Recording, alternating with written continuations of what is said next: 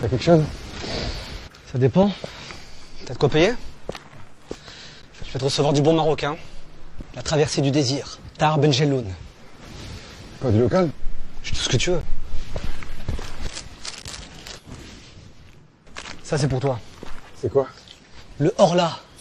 Mot passant. C'est bien. Petit conseil, prends ton temps. Chaque mot compte. Je l'ai pas coupé. C'est la version intégrale, dédicacée par l'auteur. C'est bon, je le prends. Tiens, petit cadeau. Marque page. Quelque chose de plus fort. Suis-moi.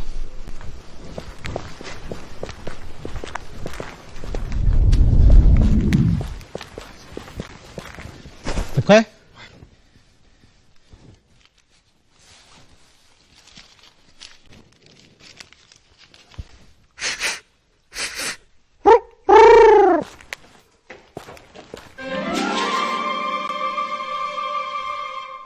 Nous vendîmes 500, et par rapport au renfort, nous vendîmes 3000 en arrivant au port. Et à nous voir marcher avec un tel visage, les plus effrayés d'entre nous reprenaient leur courage.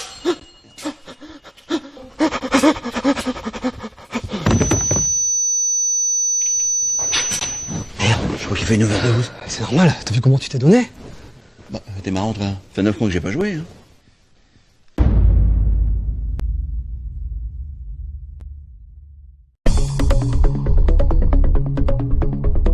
Bonjour à toutes, bonjour à tous, bonjour Philippe. Bonjour Thierry, bonjour. 12e journal, 12e édition et au sommaire. Au sommaire, comme d'habitude, le tout image et les brèves de lutte. Ensuite, le gros plan avec 2 interventions. La première, très importante, de Fabien Roussel. La deuxième, elle concerne le site de Sanofi Sisteron, en grève jusqu'au 9 février. Et là, nous y étions. Aujourd'hui, manif et grève nationale à l'appel de la CGT et autres organisations syndicales pour l'emploi. Et là aussi, nous y étions. Le don d'ubiquité. Oui, Trop fort, trop fort. Et nous finirons par notre point culture. Merci d'être venu soutenir Jennifer aujourd'hui et pour certains d'entre vous leur factrice. Merci de par votre présence de reconnaître le fruit de son travail, l'énergie et le dévouement qu'elle est. Le 5 novembre 2020, 7 élus municipaux de Saint-Étienne-Vallée française ont pris la décision d'écrire une lettre ouverte à la population. Pour ce fait, ils ont fait le choix de passer par la poste. Ils auraient très bien pu les distribuer eux-mêmes, mais ils ont préféré faire travailler une entreprise durement éprouvée par la crise sanitaire et lui témoigner tout leur soutien. Suite à la distribution de ce courrier, une plainte a été déposée à la poste. Jennifer a été convoquée à Florac le 7 décembre 2020. Puis, pas de nouvelles jusqu'au 21 janvier, où elle a reçu un recommandé pour une convocation pour aujourd'hui à 14h pour un entretien préalable à une sanction pouvant aller jusqu'au licenciement. Quel signe va envoyer le groupe La Poste à ses postières et postiers? Si vous nous faites travailler, vous risquez une sanction. Car oui, c'est bien de cela qu'on parle. Jennifer a fait le lien entre un client et le service commercial de la Poste pour la distribution de 132 lettres. Oui, vous avez bien entendu, 132 lettres. Elle ne l'a pas fait dans le dos du groupe, en les distribuant clandestinement lors de ses tournées, mais bien en proposant le service payant adéquat, en utilisant la mode de fonctionnement qu'on lui avait appris. Alors oui, aujourd'hui, Jennifer, mais avec d'autres facteurs et factrices, aurait pu se retrouver là, mais pas pour une sanction. Pour entendre les louanges de sa direction sur le fait qu'ils se sont démenés pendant toute la crise du Covid pour amener un service au maximum en défendant les valeurs qui sont chères au groupe La Poste. L'idée de prendre les devants. Face au problème de recrutement de la SNCF sur le secteur de Millau, la CGT Cheminot a organisé sa propre campagne d'embauche à la gare ce jeudi. On a une direction qui nous dit qu'aujourd'hui, ils n'arrivent pas à embaucher.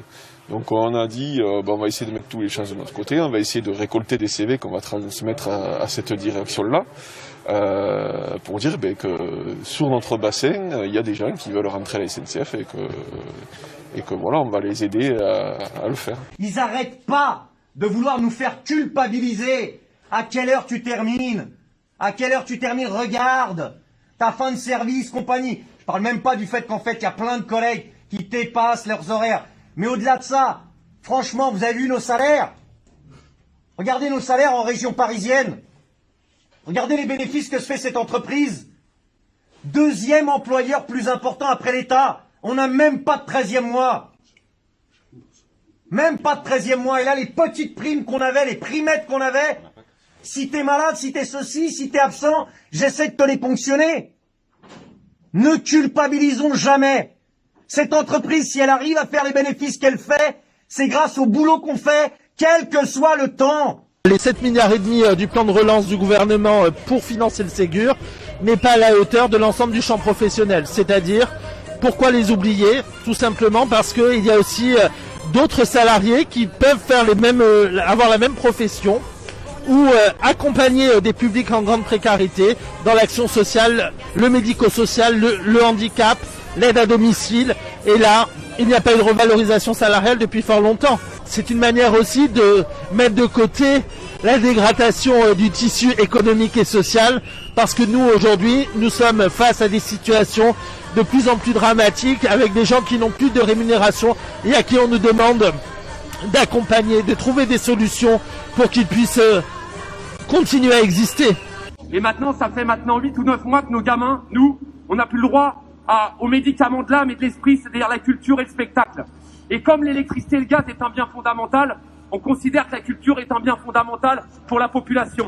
Donc, on est là pour réaffirmer notre solidarité de classe avec toutes les copines et les copains du spectacle par rapport à la précarité dans laquelle ils sont jetés et par rapport au fait qu'on nous empêche, nous et nos familles, d'avoir accès à un bien fondamental, à la culture et le spectacle qui est émancipateur et qui nous a construit et dont on souhaite qu'il nous construise encore. Et donc, on va pas rester des années comme ça à n'être en fait que des producteurs. On veut être des citoyens et la culture est un pan primordial de la citoyenneté. On veut faire de nos gamins des citoyens, on veut les éduquer, la culture est un bien fondamental. C'est pour ça qu'on appelle à la convergence des luttes.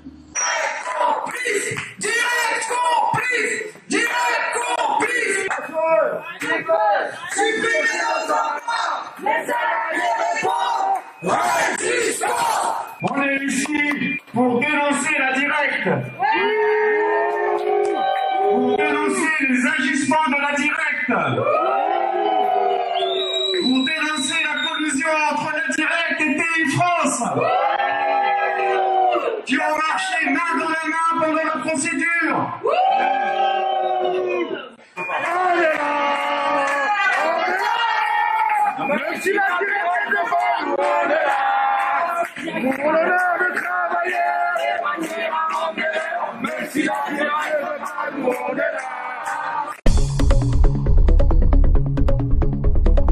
Le personnel des blocs opératoires du CHU de Toulouse a occupé ce lundi 1er février, donc il y a quelques jours, le bureau du directeur général. Vous verrez tout à l'heure les images.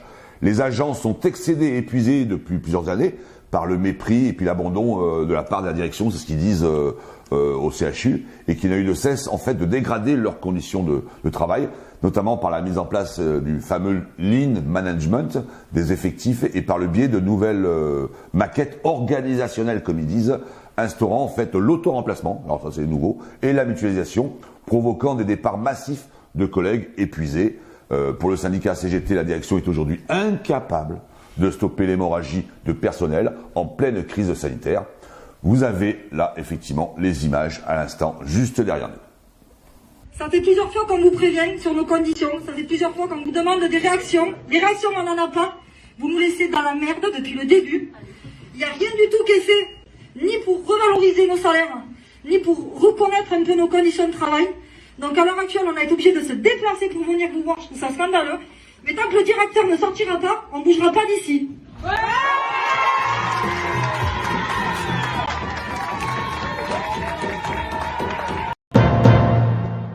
Nous tenons ici à saluer l'initiative de la FME-CGT et de la CCAS. En effet, du fait que le gouvernement reste sourd à la détresse de notre jeunesse, ne répond pas à ses attentes, la CCAS vient d'ouvrir pour les jeunes bénéficiaires le camp du Cap d'Agde pour les accueillir dans des conditions optimales afin de créer du lien social, de trouver les meilleures conditions d'études et de se nourrir convenablement. Rappelons que la CCAS, gérée par la CGT, avait déjà mis à disposition ces lieux de vacances au profit des migrants, des personnels fragiles et même des personnels soignants.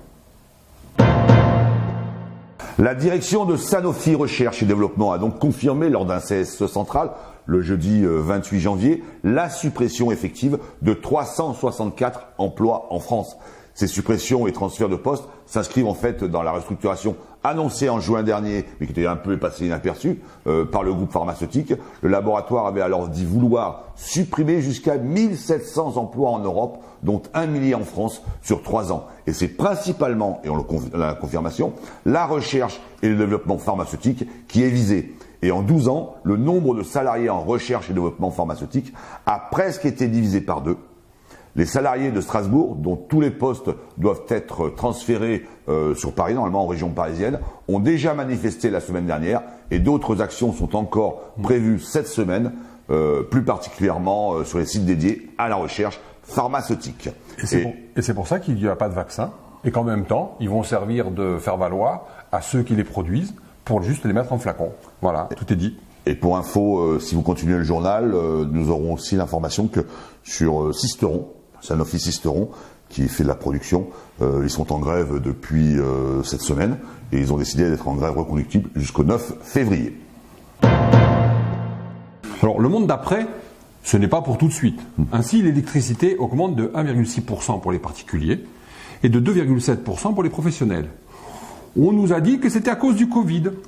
On penserait plutôt à une libéralisation du prix de l'électricité depuis 2000 pour permettre à certains de s'en mettre plein les poches sur notre dos.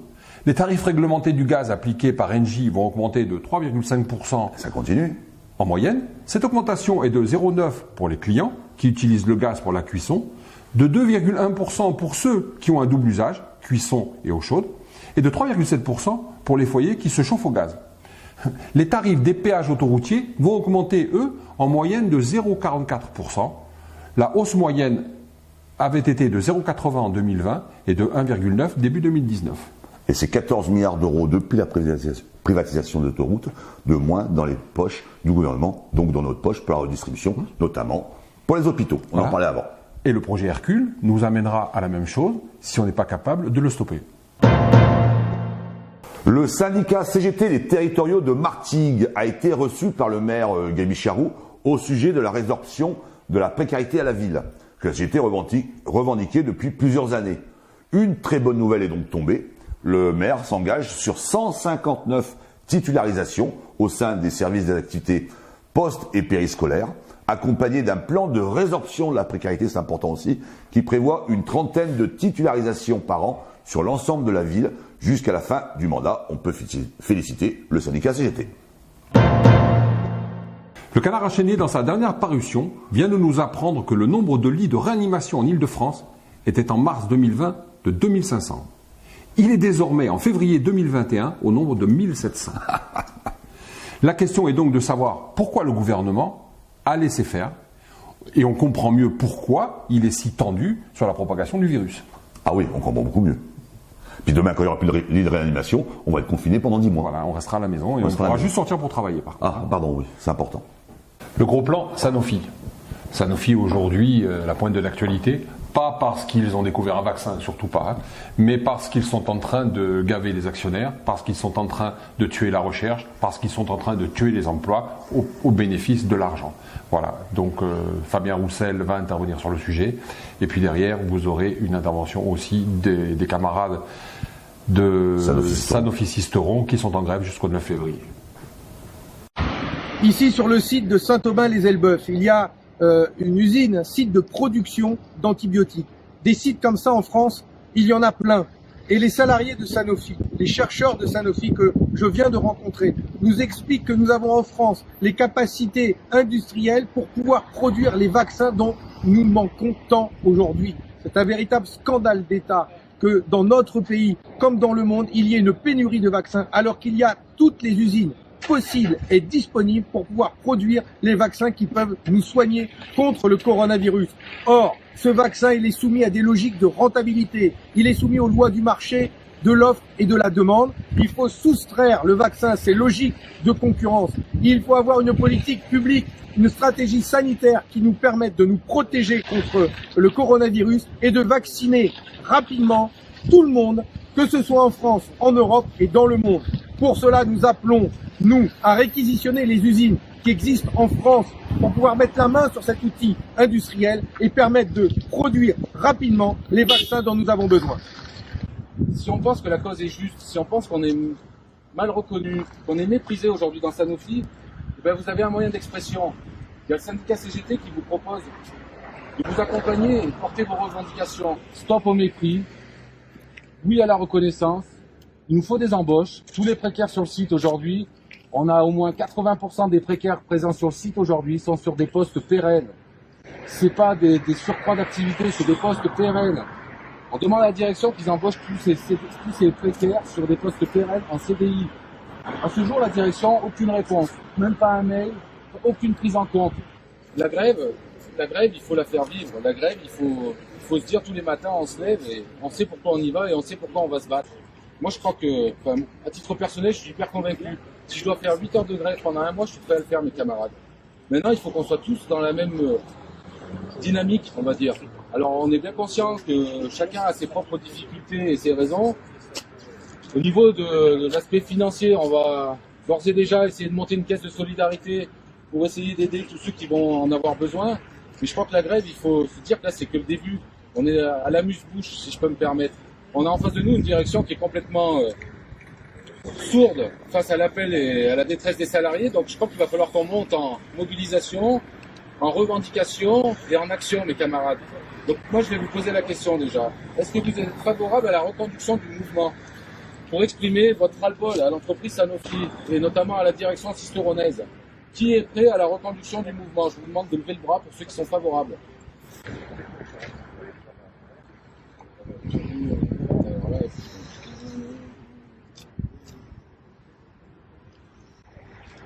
C'est bon. Il faut vérifier. Je suis pas le seul à compter parce qu'après on va me dire je suis triché, mais je crois que c'est bon, la reconduction est votée. Les camarades, on va refaire une assemblée générale vendredi. La reconduction, elle est votée. On refera un vote pour une reconduction mardi prochain simplement. On envoie un message à la direction que nous, la reconduction, elle est pour une semaine.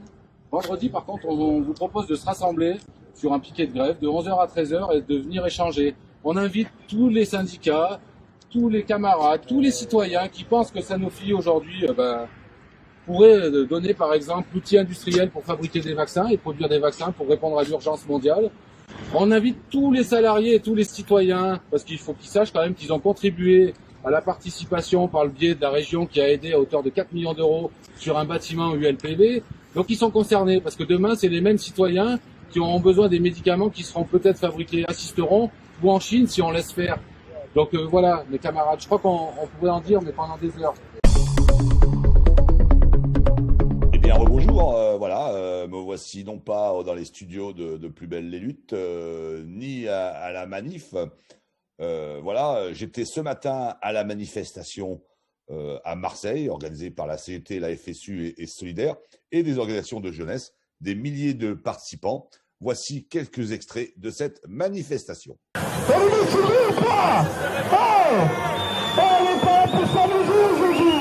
On est là pour revendiquer, on est là pour la primaire. Allez, beaucoup, allez. Tout le monde, allez.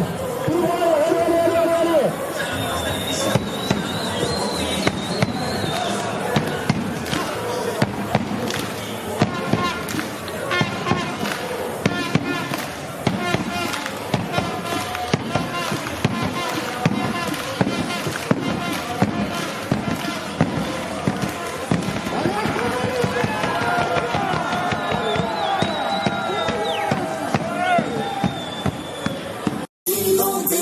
Commencer, il n'y a pas le choix, faut riposter.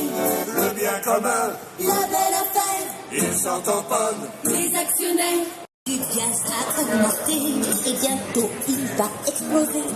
C'est pour ça qu'ils veulent la fusion, pour faire grimper les actions. La seule chose qu'ils ont oubliée, on ne l'avait pas au café.